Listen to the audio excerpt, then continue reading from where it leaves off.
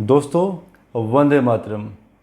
श्री रावणा जी ने कहा था कि कर्म शक्ति से ग्रहों को भी अपने अधीन किया जा सकता है।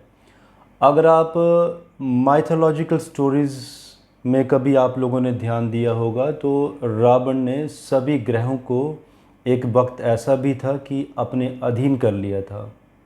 खैर, ये बहुत लंबी स्टोरी है।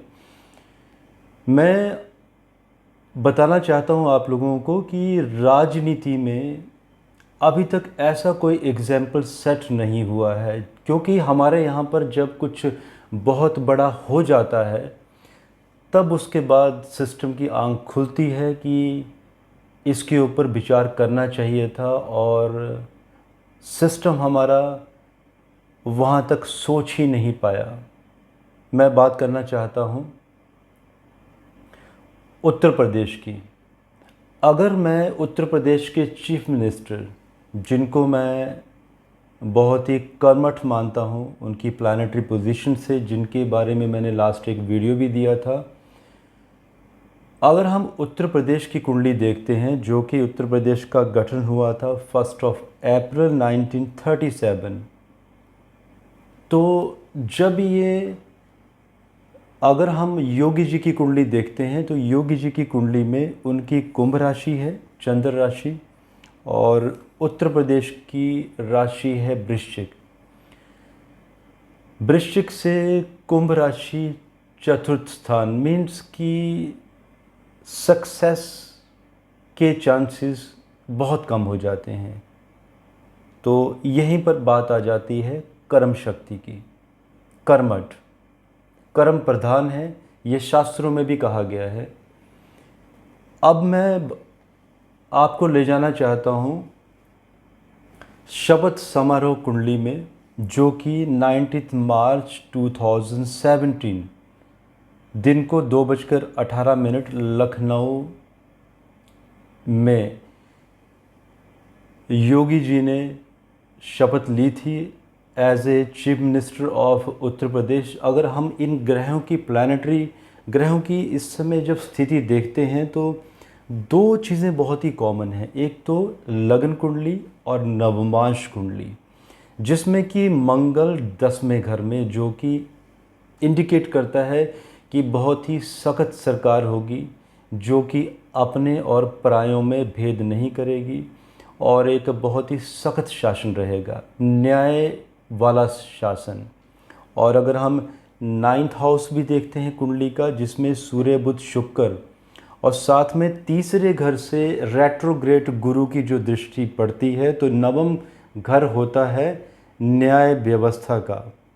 हाई कोर्ट की बात हो रही है यहाँ पे, उत्तर प्रदेश के लखनऊ हाई कोर्ट की। तो यहाँ पर एक इंडिकेशन है कि जब जब भी सरकार कोई सख्त एक्शन लेने की कोशिश करेगी तो हाई कोर्ट द्वारा कोई ना कोई संज्ञान में, क्योंकि 9th हाउस बहुत प्रोमिनेंट है। अगेन यहाँ पर बात आ जाती है अब कर्म शक्ति की, क्योंकि अब मैं आपको ले जाऊँगा उत्तर प्रदेश की कुंडली में। उत्तर प्रदेश की कुंडली में अगर आप देखें तो इस समय राहु में शनि का अंतर चला हुआ है, और 1 अप्रैल 25 मार्च 2018 से 29 जनवरी 2021 तक। तो ये क्या दर्शाता है?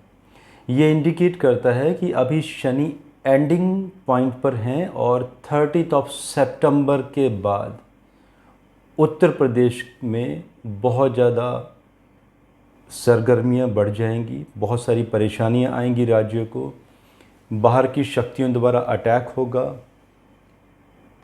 और इसमें एक बांग्लादेश रोहिंग्या कनेक्शन दिखाई देता है बहुत बड़े लेवल पर। ऐसे केसेस में क्या होता है? यही होता है कि जब बहुत बड़ी घटनाएं हो जाती हैं तब सरकार की नींद खुलती है। लेकिन ये कहना पड़ेगा कि जो हमारे चीफ मिनिस्टर हैं उत्तर प्रदेश के, बहुत ही निडर, साहसी, इंटेलिजेंट, आने वाले खतरे को उन्होंने पहले ही आगाह कर लिया है। और अगेन आई वुड से कि ये जो टाइम है 30 सितंबर से लेकर, क्यों 30 सितंबर? क्योंकि शनि अभी मार्गी होने वाले हैं। और अगर हम उत्तर प्रदेश की कुंडली में भी देखते हैं तो चंद्रमा वृश्चिक राशि में और शनि बेशक तीसरे पराक्रम घर में बैठे हैं, लेकिन जो वेद बना हुआ है सर्वतोभद्र चक्र में, तो वो उत्तर प्रदेश में 29 जैन 2021 तक बहुत सारी क्रिमिनल एक्टिविटीज़ और बहुत सारी परेशानियां दिखाता है ग्रह अनुसार। सो अगर आप लोगों ने नोट भी किया होगा, हमने लास्ट वीडियो में भी डिस्कस किया था कि उत्तर प्रदेश में SSF 2020 बिल पास हो चुका है। सो यही वो बात मैं करना चाहता था कि लीडरशिप सिर्फ इसीलिए नहीं होती कि जब परेशानी आएगी तब देखेंगे। एक राजा को दूरदर्शी होना बहुत ज़रूरी है और इसके लिए अर्थशास्त्र के सिद्धांतों को भी समझना बहुत ज़रूरी है।